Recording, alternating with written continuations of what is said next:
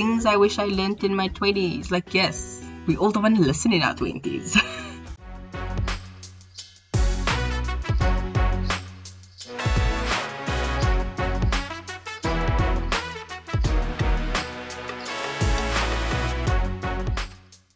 Hello and welcome back to Traffic Talks. I apologize if my voice sounds a bit iffy. I don't know. I have a bit of a scratchy throat. So hopefully that won't deter me too much from getting this episode done and out on time. But yes, welcome back to Traffic Talks. I hope you are doing great. I am Pyro. And this week is a bit of a different topic, if I can put it that way, because I have this tendency to speak about things that are more productivity based, more mental health based, more not physical than things usually are. So I would speak about feelings and emotions and things like that. And I realized this week I actually speak about something more physical, something more seen. And in last week's episode, I mentioned going to an Essence event, which basically sparked this entire episode. So if you haven't heard that one, I strongly suggest you go listen to it. It's nothing major. That episode is also fairly short, so it shouldn't take you long. But in Essence, ironically enough, it is a makeup company that held an event that I went to, and I was not very confident in my skills, which was one of the reasons why I went to the event. But challenging myself to go to the event was last week's topic. Dealing with that is this week's topic, because I used to do my own makeup and it was never a lot because I was never taught to do it. My mother doesn't wear makeup. My older sisters weren't really into that, and I just never got into it. So I didn't have any good examples. My aunt would slap some lipstick on my lips and my cheeks and call it a day. So I didn't really have someone to teach me step by step what to do. And also the age gap between my older girl cousins and myself was quite large. So when they were into makeup, I wasn't. And that's just how it was. So I felt a little bit behind, and that's okay. But it's something I eventually knew I needed to figure out on my own, which I eventually did. But at university, I remember wearing makeup occasionally, never to class, always when I was like going out. But once it started getting complicated and expensive, that's when I was like, oh no. Because by about 2016, that's really when makeup artists and things took off on YouTube. And that was around the time period I started working, and I was like, my money's got more important jobs to do than do this. So I didn't. But fast forward a few years later, my sister has a matric ball, and I'm just like, okay, cool, what do you need? Because she's doing her own makeup. So we got her some palettes and things. She had some brushes, and we were like, okay, cool, let's do this. Let's see what it takes. And as I bought her those things, she didn't really wear makeup or use it a lot, but I was like, oh, let's play, because that's what I'd see it as. It's like playing.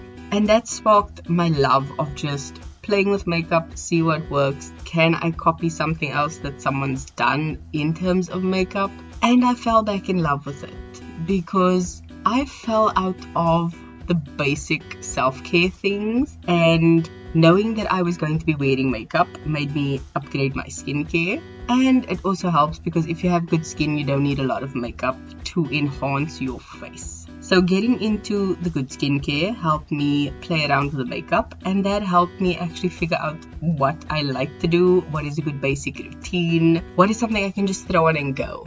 And most of the times I don't really do much, but I wasn't confident in my skills, even though I'd been playing around with it for about 2 years now. And that was when the event came around, and I was like, this is a golden opportunity for me to get an expert to help me. And that's exactly what I did. I took all my supplies with me.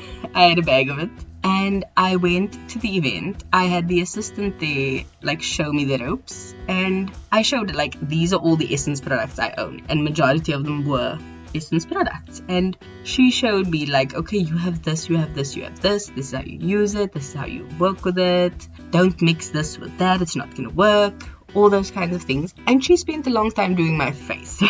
Not because my face needed it, but because she was actually taking her time to explain the products, explain the uses, show me how to do it, showed me the technique I needed to use to apply it. And that gave me confidence when doing my own makeup, because I had the expert teach me what to do, and I recorded the entire thing. So if I ever need to reference it, I just go back to the video and watch it.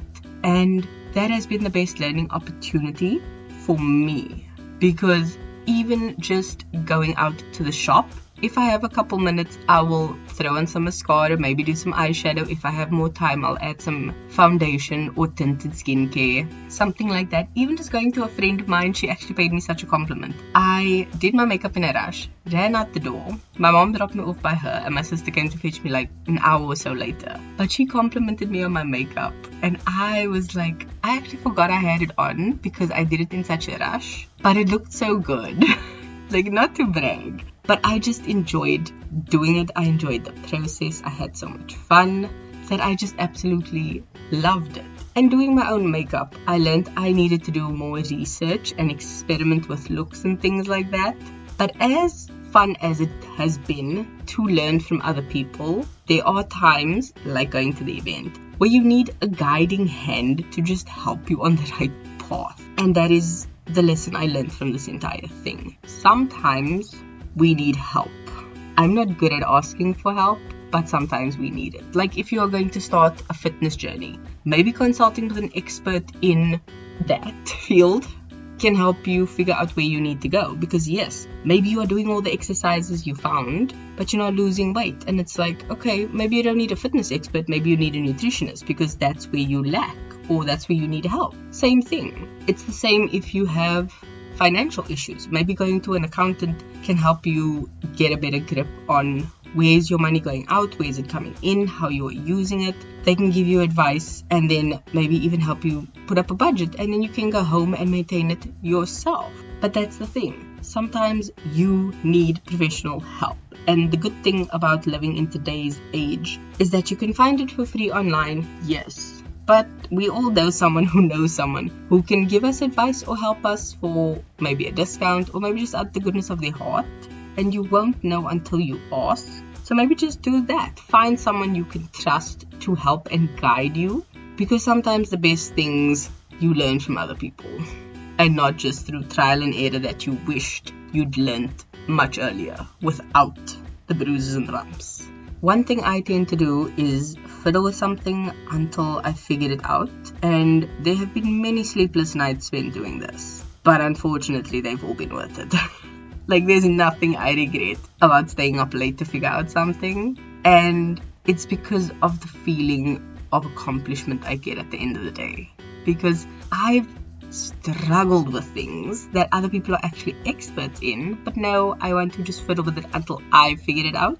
Because seeing the result that you want is such a good feeling. I don't even want to say it, but you know what I get. Like, there's such a euphoric feeling about it that it can't be compared to other things. Like, yeah, getting something is cool, but like earning something is better. And I do still struggle with asking for help, and I'm getting better at it. But I think it's because that feeling is so embedded in me that I don't want to. So don't be like me. Ask for help. Find an expert, or even just Google. YouTube has so many incredible people who are teaching things online for absolutely nothing. Which, in my opinion, if you're going to watch something on YouTube, watch the ads just so that you can give the person that is teaching you the thing a little bit of ad revenue. I always do it. There's a side note.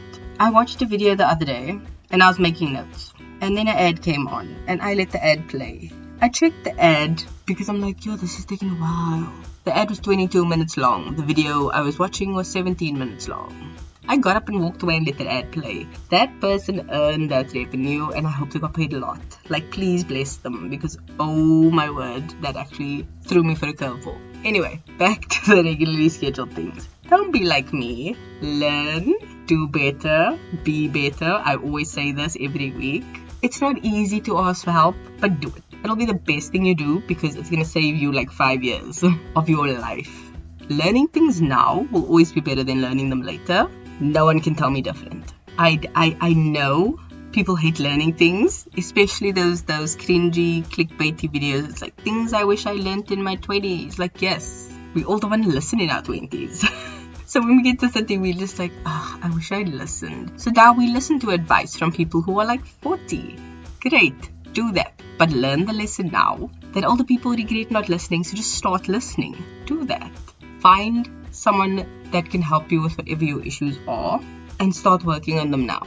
Because the thing is, like all good investments, they take time. Some skills are going to take practice, but everything will take consistency. So if you keep at it, you'll eventually get there. Okay? I also struggle with consistency, but we're not talking about that now.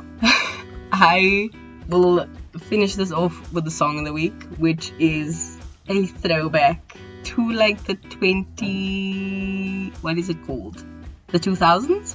And it's actually a song from High School Musical to the movie. Fun fact, I was at a cash converters and I bought secondhand CDs. This was one of them. It was $3.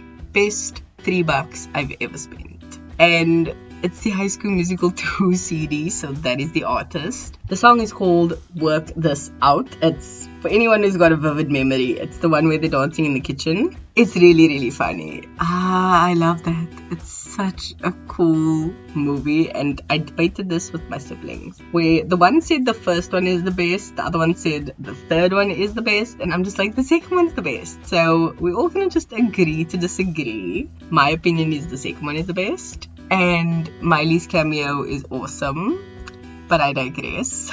The song Work This Out is the song of the week because that is genuinely what you need to do. Work out what you need to do. Find the people that can help you do that, and then actually listen to the advice. Implement it and consistently work on it. I don't take my own advice. Shut up. It's fine. Okay? Just leave me alone. But do that. Don't be like me. Listen to me and you'll be better off. So, on that back and forth note, I swear I'm getting sick because I can't do this. I'm leaving that in there. Enjoy. That is it. I'm done. As per usual, be better than me by keep being a better being. And I'll see you in the next one. Love you. Bye.